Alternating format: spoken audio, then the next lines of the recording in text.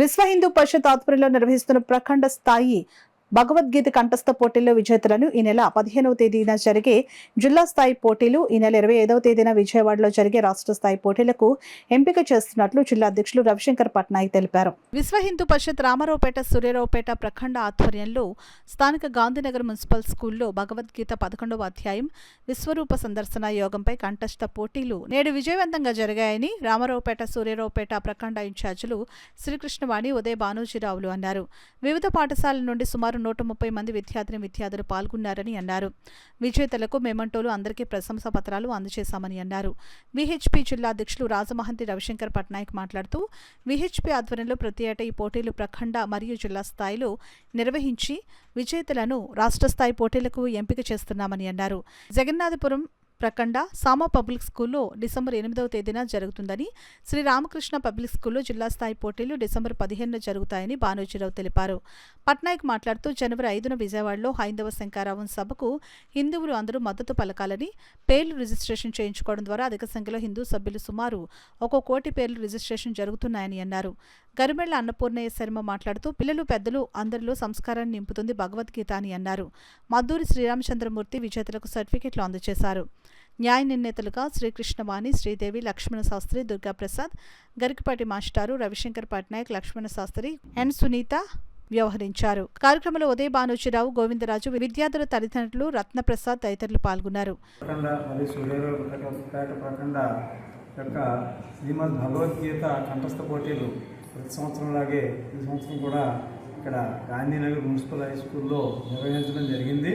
మరి ఈ పోటీల్లో సుమారు 6 విభాగాల్లోనే కూడా అందరూ పాల్గొనడం జరిగింది. సుమారు 130 మంది దాకా ఈ కార్యక్రమంలో మరి పోటీల్లో పాల్గొని వాళ్ళు తమ యొక్క కంఠస్థ పోటీల్లో తమ ప్రతిభని ఇక్కడ చూపించారు. వాళ్ళు ప్రథమ, ద్వితీయ, తృతీయ బహుమతులు పొందిన వారికి మేము బహుమతులు అందజేస్తూ, దాంతోపాటు ప్రతి ఒక్కరికి కూడా మేము ఈ సర్టిఫికేట్లను కూడా పార్టిసిపేషన్ సర్టిఫికేట్లు అందజేయడం జరుగుతుంది. మరి ఈ పోటీలు నిర్విరామంగా ప్రతి సంవత్సరం జరుగుతూ ఇవాళ సామర్లకోటలో కూడా జిల్లా తరపు నుంచి పోటీలు నిర్వహిస్తున్నాం. మరి వచ్చే వారం సామా పబ్లిక్ స్కూల్లో జగన్నాథపురం ప్రఖండ యొక్క పోటీలు జరుగుతున్నాయి. దానికి బొచ్చు మహాలక్ష్మి గారు అక్కడ ప్రఖండ నిర్వాహకులుగా వారు ఉన్నారు. ఇక్కడ ఈ ప్రఖండ నిర్వాహకులుగా శ్రీకృష్ణవాణి గారు, అలాగే మన ఉదయ భానోజీరావు గారు కూడా ఈ కార్యక్రమాన్ని నిర్వహించడంలో అత్యధికంగా వారి యొక్క శక్తియుక్తులన్నీ ఉపయోగించి సక్సెస్ఫుల్గా విజయవంతంగా నడవడానికి మరి అన్నీ కూడా చాలా చక్కగా ఎవరో చేస్తున్నారు, ప్రభుత్వం వచ్చి చేస్తుంది అని కాదు, ప్రభుత్వానికి కూడా తెలియజేసేటట్లుగా మనం మన సమాజాన్ని సముద్ధరించుకోవాల్సి ఉంది. దేవాలయాల ప్రతిష్ట ఎంత ముఖ్యమో వాటి నిర్వహణ కూడా అంతే ముఖ్యం.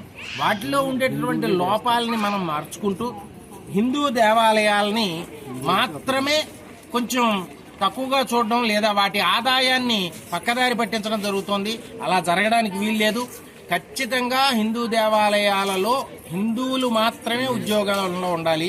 వాటి వల్ల వచ్చే ఆదాయం అంతా హిందూ మత అభివృద్ధి కోసమే, హిందూ ధర్మ ప్రతిష్టాపన కోసం, అభివృద్ధి కోసం మాత్రమే ఉపయోగించుకోవాలి. ఇక హైందవ శంఖారావం విజయవాడలో వచ్చే సంవత్సరం జనవరి 5వ తేదీన జరగబోతోంది. హైందవ శంఖారావం తరఫున దీంట్లో ఇక్కడ ఒక నెంబర్ ఉందండి, 9240015333. ఈ నెంబర్కి మిస్డ్ కాల్ ఇచ్చి స్కాన్ అలా ఇచ్చి మీ ఆ లింక్ వస్తుందండి. దాని ద్వారా మీ పేరు, ఊరు తెలియజేయాలి. అలాగే అది లేని వాళ్ళు స్కాన్ కూడా చేసుకోవచ్చు. ఆ స్కాన్ చేసి దాని ద్వారా కూడా మీ పేరు, ఊరు తెలియజేసి లక్షలాది మందిగా అక్కడికి వెళ్ళి కనీసం 1 కోటి మంది పైచలకు అందులో పార్టిసిపేట్ చేయాలని, భాగస్వాములు కావాలని మేము అందరం కోరుకుంటున్నాం. ప్రతి వాళ్ళు ఇది మనది, హిందువు అంటే ధైర్యంగా ముందుకు వచ్చేవాడు మాత్రమే. ఎవరి ప్రలోభాలకి లొంగాల్సిన పని లేదు. మన పూర్వీకుల ఔన్నత్యాన్ని మనమే నిలబెట్టుకోవాలి.